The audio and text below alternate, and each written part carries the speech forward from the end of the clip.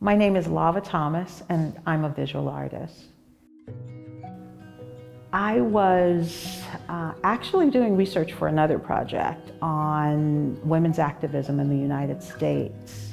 And when I do a project, the entire studio team is involved. So one of my assistants pulled up these images of mugshots of well-dressed Black women, and it was in the group of the famous mugshot of Rosa Parks. So when I saw these images, I immediately thought or wondered who were these other nameless women. So I began researching the Montgomery Bus Boycott and discovered that it was initiated and organized by women. The expressions on all of the women's faces are so different, and it conveys their interiority and emotional state at the time.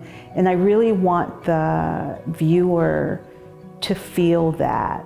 I also want viewers to understand the vital and important role that women played in the civil rights movement. I want them to understand that it was women who initiated and organized the Montgomery Bus Boycott, which was the pivotal event that launched Dr. Martin Luther King's leadership of the civil rights movement.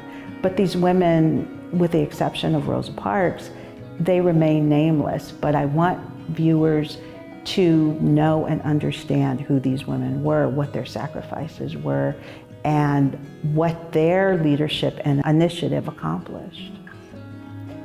I chose drawing as a medium for this project because it's an accessible medium. We all have had experience with mark making by pencil, but also because it's an erasable medium. And I thought of the medium pencil on paper as being a metaphor for these women's erasure in history, and the fact that as portraits that are pencil on paper, they have to be framed, they have to be kept out of direct sunlight, they have to be in a temperature controlled environment. So there's a whole system of protections around these portraits that was also a metaphor for how the history itself has to be protected so that its erasure isn't perpetuated.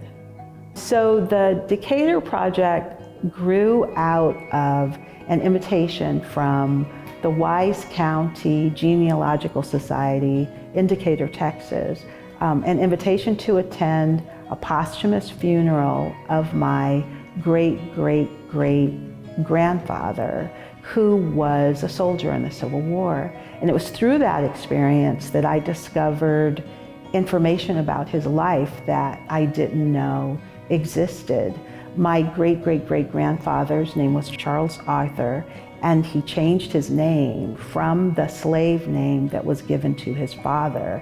And when he applied for his military pension, he had to prove that he was in fact the soldier who served in the Civil War under a different name. And that generated a document archive and a photo, which included a photograph that this project is based on. In the case of looking back, that project really, it grew out of finding my grandmother's photo album. I found her photo album in her home, in a drawer, many years after she died. And earlier that day, I visited my family's grave sites. I visited the grave sites of my mother, my grandmother, my great-grandparents, and then later I visited my grandmother's house, which is still in our family where my brother lives. So I was looking for sheet music. My grandmother had been a church pianist and choir director, and came upon this photo album that was old and brittle. When I opened the pages, the woman, just her gaze, her stare just pierced me. And I knew that I had to create a portrait of her. And that began a series of portraits that is ongoing still. It's amazing to me that so many descendants of the women are going to see this exhibition, and that the women who were responsible for the first mass action of the civil rights movement are being honored in the city where it took place. Those projects are the result of some significant discovery, either the discovery of a family heirloom or the discovery of information about an ancestor that I didn't know about. It's just incredibly gratifying to me personally, and wonderful that this work is finally in the area of the country where the civil rights movement, where it happened and where people's lives and where the United States was changed forever.